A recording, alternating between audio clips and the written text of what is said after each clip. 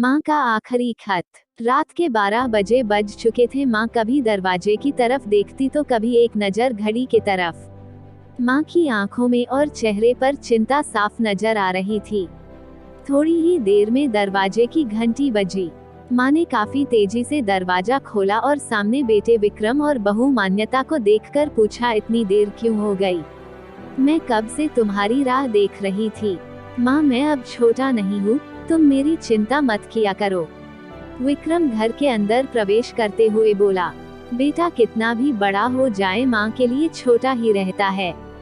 चलो छोड़ो, हाथ पैर धो लो, मैं तुम्हारे लिए खाना लगा देती हूँ। माँ ने दरवाजा बंद करते हुए कहा, माँ जी हम बाहर से खाना खाकर आए हैं, आप खा लीजिए, हम सोने जा रहे हैं। बहू मान्यता ने कहा, लेकिन मैंने तो तुम लोगों की पसंद की खीर बनाई है, आओ थोड़ी थोड़ी खा लो।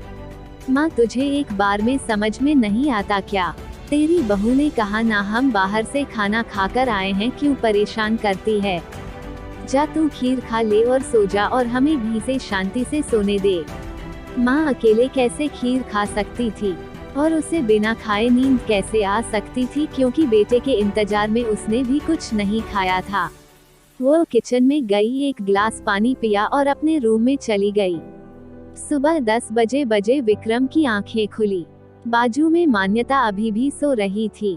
विक्रम हॉल में आया तो लैपटॉप के पास रखी एक चिट्ठी पर उसके नजर पड़ी। यह चिट्ठी किसकी हो सकती है, यह देखने के लिए उसने चिट्ठी खोलकर पढ़ना शुरू किया। मेरे लाल, तू सोच रहा होगा कि एक ही घर में रहते हुए ये चिट्ठी क्यों? मैं तुम्हें बोलकर भी ये बात बता सकती थी। हाँ, बता सकती थी अगर तू मेरी बातें सुनना चाहता तो। किसी एक्सप्रेस गाड़ी की तरह तू आता है और कुछ ही पलों में निकल जाता है। खैर वो सब जाने दो, कल तुम्हारा जन्मदिन था इसलिए मैंने खीर बनाई थी। सोचा कम से कम आज के दिन साथ में बैठकर खाना खाएंगे। मगर मैं यह बात बोल गई थी कि मेरा बेटा बड़ा हो चुका है, तो अपने दोस्तों के साथ पार्टी करके खाना खाकर आया। चलो, मुझे इस बात की खुशी ही हुई।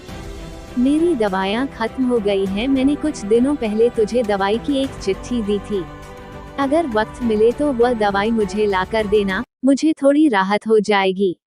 विक्रम को याद आया कि 4-5 दिन पहले माँ ने एक दवाई की चिट्ठी दी थी। उसने अपने ऑफिस के बैग में जाकर उस चिट्ठी को तलाशा और उसे खोलकर देखा। उसमें लिखा था, मुझे ऐसी दवाई लाकर दो जिससे मैं अपने बेटे को भुला सकूं। विक्रम को रियलाइज हुआ कि मुझसे बहुत बड़ी गलती हो गई है। उसकी आंखें नम हो गई। वह तुरंत अपने माँ के कमरे की तरफ दौड़ा। सबसे पहले उठ जाने वाली माँ आज क्यों नहीं उठी थी, देखकर उसे आश्चर्य हुआ। उसने माँ को उठाने की काफी कोशिश की, लेकिन माँ एक गहरी नींद में सो चुकी थी। विक्रम के पास फूट फूट कर रोने के अलावा और कोई चारा नहीं बचा।